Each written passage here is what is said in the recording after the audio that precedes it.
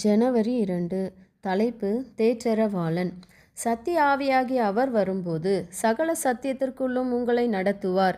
அவர் தம்முடைய சுயமாய் பேசாமல் தாம் கேள்விப்பட்டவைகள் யாவையும் சொல்லி வரப்போகிற காரியங்களை உங்களுக்கு அறிவிப்பார். யோவான் 16:13. கிறிஸ்துவின் வார்த்தைகளை நாம் புரிந்து கொள்ளவில்லை என்றால் சோதனையின் நாளில் நாம் எவ்வாறு நிலை நிற்க முடியும்? அவர், நான் உங்களுடனே தங்கி இருக்கையில் இவைகளை உங்களுக்கு சொன்னேன்.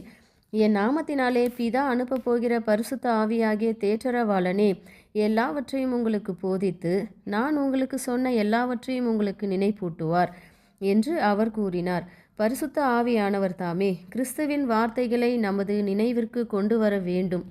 தமது சீஷர்களிடம் இறுதியாக பேச கிறிஸ்து தேர்ந்தெடுத்த உரையின் மைய கருத்து பரிசுத்த ஆவியானவரின் ஊழியத்தை குறித்ததாக இருந்தது. அவர்களுக்கு முன் சத்தியத்தின் விசாலமான ஒரு பாதையை அவர் திறந்து வைத்தார். விசுவாசத்தினாலே அவர்கள் அவருடைய வார்த்தைகளை ஏற்றுக்கொள்ள வேண்டும். மேலும் பரிசுத்த ஆவியாகிய தேற்றரவாளன் தாமே எல்லாவற்றையும் அவர்களுடைய நினைவிற்கு கொண்டு வர வேண்டும். இந்த வாக்குத்தத்தத்தில் கிறிஸ்துவின் மூலம் வழங்கப்பட்ட ஆறுதல் தெய்வீக செல்வாக்கானது தமது பின்னடியார்களுடன் முடிவு பரியந்தம் இருக்க வேண்டும் என்ற உண்மையில் கண்டறியப்பட்டது. ஆனால் இந்த வாக்குத்தத்தம் இன்று மக்களால் ஏற்றுக்கொள்ளப்படவும் நம்பப்படவும் இல்லை. எனவே அது மனதார பாராட்டப்படவில்லை. சபையின் அனுபவத்திலும் அதன் நிறைவேறுதல் காணப்படவில்லை. தேவ ஆவியானவரின் வரத்தை பற்றிய வாக்குத்தத்தம் சபையால் முக்கியமற்றதாக கருதப்படுகிறது.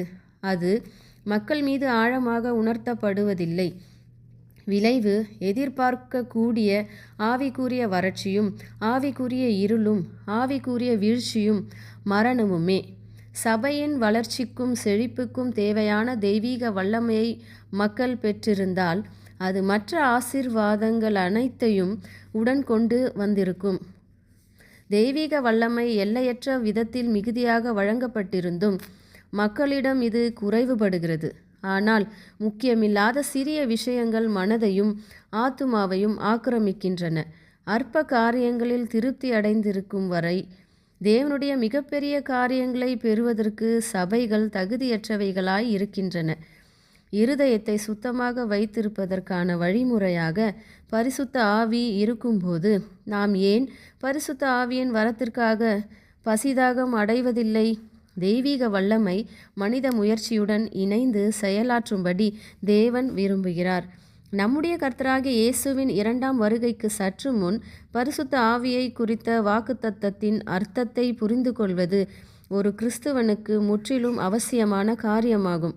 அதை பற்றி பேசுங்கள், அதற்காக ஜெபியுங்கள், அதை பற்றி பிரசங்கியுங்கள்.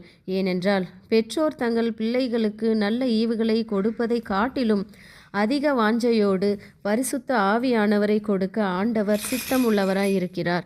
ஆமேன்.